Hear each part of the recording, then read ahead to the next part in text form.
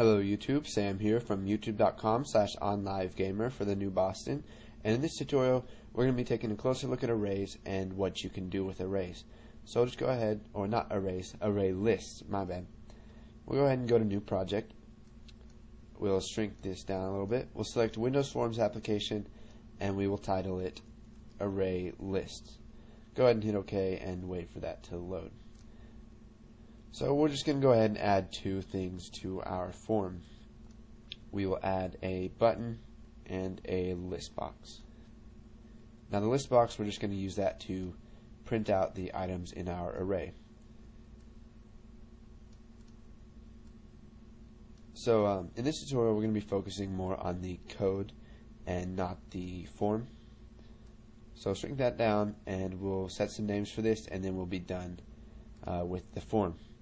So we'll go ahead and set the name of listbox1 to list array list, and we'll set the name for button1 to button list items, and we will set the text to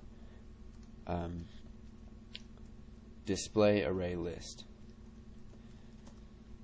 Okay, so now we'll go ahead and view the code for display array list. And so we created an event that will run whenever button list items is clicked. So let's come up here and we will create an array list. So let's go ahead and type private, and now we're going to have to set a name for our array list. So we'll just call it my array list as, and then we'll use the new keyword to create an object of array list. So now that we have an array list, let's go ahead and add something to it. So we can do this by using the add sub. So we'll just type my array list dot add. Then we'll go ahead and add an integer 10. Now let's go ahead and cut that, and we'll double click on form 1. So when the form 1 loads, it will add this to my array list. Let's go ahead and get rid of some of this white space right here. So we can also add strings to my array list. So my array list dot add hello, and let's close that before we're done.